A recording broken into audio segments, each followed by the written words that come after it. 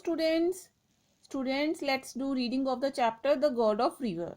ठीक है, चलो एक बार और इसे रीड कर लेते हैं। यू नो ना, एग्जाम में चैप्टर में से भी क्वेश्चंस आ सकते हैं। ठीक है, so let's do. Once there was a small village called Dhampur.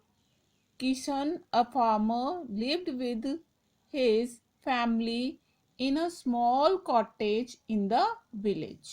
So, what was the name of the village? Yes, Dhampur. छोटा सा गांव था धामपुर। और किशन जो था, क्या था वो? फार्मर। और उस गांव में एक छोटे से कॉटेज यानी अपने घर में फैमिली के साथ रहता था। He had a son, Ramesh. Ramesh was 11 years old। उनका एक बेटा था रमेश। और रमेश कितने साल का था? Yes, 11 years old।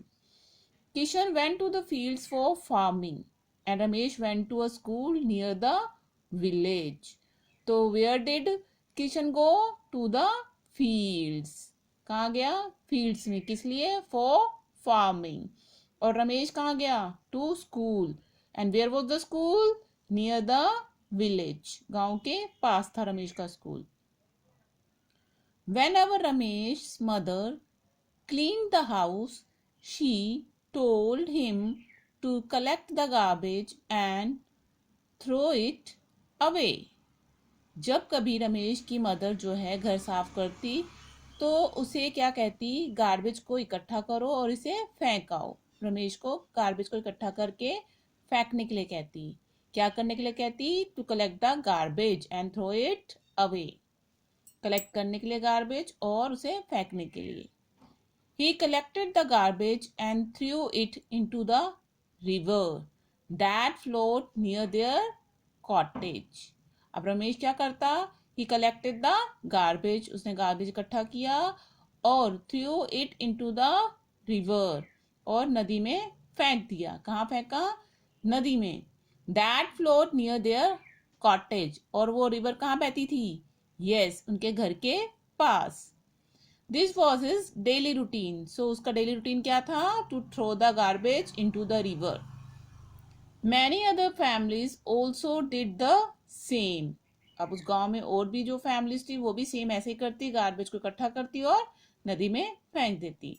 The place where people threw the garbage became very dirty and smelly। So जहाँ पे ये लोग गार्बेज फेंकते थे वो प्लेस कैसा हो गया? डर्टी एंड स्मेली, बदबूदार हो गया, गंदा हो गया। बट नो बॉडी बॉदर, फिर भी किसी को कोई परेशानी नहीं हुई, किसी ने कोई परवाह नहीं करी। ठीक है। One day when Ramesh was about to throw the garbage, he saw someone wearing a golden crown come out of the river. एक दिन अब क्या हुआ, जब रमेश जो था गार्बेज जैसे ही वो फेंकने जा रहा था, उसने देखा कि कोई जो है नदी में से बाहर आ रहा है और उसने गोल्डन क्राउन पहना हुआ है। कौन सा crown? Golden crown. He was tall and fair, वो टॉल था और फेयर था। And held a golden pot full of water in his hand, और उसके हाथ में क्या था? गोल्डन पॉट, और पॉट में क्या था? पानी।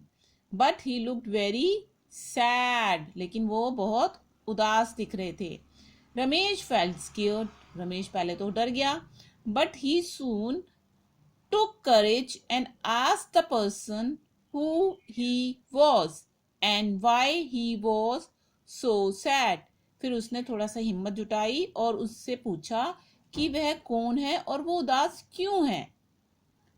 The person said slowly, वो इंसान आराम से बोले, I am the god of river।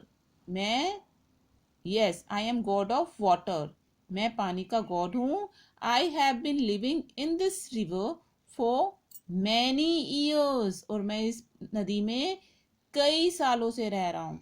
I am sad because you are always throwing garbage into my water and polluting it। मैं उदास हूँ क्योंकि तुम लोग जो है मेरे पानी में गार्बेज फेंक रहे हो और इसे गंदा कर रहे हो। This river has now become very dirty, और ये रिवर जो है बहुत डर्टी हो गई है। What do you mean by polluting water? asked Ramesh. Ramesh ने कहा, What do you mean by polluting water? मतलब क्या मतलब है तुम्हारा कि हम वाटर पोल्यूट कर रहे हैं, डर्टी कर रहे हैं? Now turn the page. The water god said, when you throw garbage into the water, it gets dirty. अब वाटर गॉड ने कहा, जब तुम लोग ये जो गार्बेज हो पानी में फेंकते हो तो पानी गंदा हो जाता है. This garbage contains chemicals and plastics which are very harmful for the fish. इस गार्बेज में गंदे से केमिकल्स होते हैं, प्लास्टिक्स होते हैं जो कि फिश के लिए बहुत ही हार्मफुल होते हैं. इट हैज जर्म्स टू, और इसमें जर्म्स भी होते हैं. If someone drinks this water, he or she may catch diseases like typhoid and jaundice. और अगर कोई ये गंदा पानी पिएगा तो वो बीमार हो सकता है, उसको बीमारियां लग सकती हैं जैसे कि typhoid and jaundice. Ramesh was surprised to know all this. अब रमेश जो है ये सारा जब उसे पता लगा वो हैरान हो गया. He felt guilty for polluting the river so much. अब उसे गिल्टी फील हो रहा था रिवर को पोल्यूट करने के लिए. He took his garbage and went back to his home. उसने गार्बेज उठाया और वापस अपने घर चला गया. Next day, Ramesh went to his school and shared his experience with his friends and his teacher. अब अगले दिन रमेश कहाँ गया? स्कूल. और किससे उसने अपना एक्सपीरियंस शेयर किया? अपने फ्रेंड से और टीचर से. The teacher gave him more information about water pollution. अब टीचर ने जो है उसे वाटर पोल्यूशन के बारे में और information the. The teacher said, we throw domestic and industrial wastes, flowers and so many other things into the river. अब टीचर ने बताया कि हम डोमेस्टिक घर से जो कचरा निकलता है, इंडस्ट्रीज, बड़े बड़े इंडस्ट्रीज के जो वेस्ट होती है, फ्लावर्स और बहुत सारी चीज़ें जो हैं हम नदी में फेंक देते हैं. These things pollute our rivers and make them dirty. और ये सारी चीज़ें जो हैं पानी को पोल्यूट करती हैं, दूषित करती हैं और उसे डर्टी बनाती हैं. Where should I throw the garbage then? asked Ramesh. Ramesh ने पूछा, फिर मैं गार्बेज कहाँ फेंकना? The teacher replied, dig a pit outside your house and put all the garbage into that pit. Teacher ने कहा कि तुम अपने घर के बाहर एक गड्ढा खोदो और उस गड्ढे में जो है सारा गार्बेज डाल दो. When the pit is full, cover it with leaves. और जब वो गड्ढा भर जाए तो उसे लीव से कवर कर दो. Leave it for a few days. और इसे ऐसे ही कवर करके छोड़ दो कुछ दिनों के लिए. The garbage will turn into manure. और ये जो गार्बेज है कुछ दिनों में किस में बचेगा? चेंज हो जाएगा मैन्योर में, खाद में. Your father can use the manure in his fields. और तुम्हारे फादर वो खाद जो है अपने खेतों में यूज कर सकते हैं.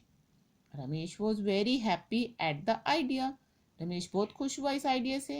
His father dug a pit the same day and they started throwing the garbage into the pit instead of throwing it into the river. उसके फादर ने उसी दिन खड्डा खोदा और उन्होंने गार्बेज उसमें गड्ढे में डालना शुरू कर दिया नदी में डालने की बजाय. So this was the story. Students, you will read the story very carefully. Okay.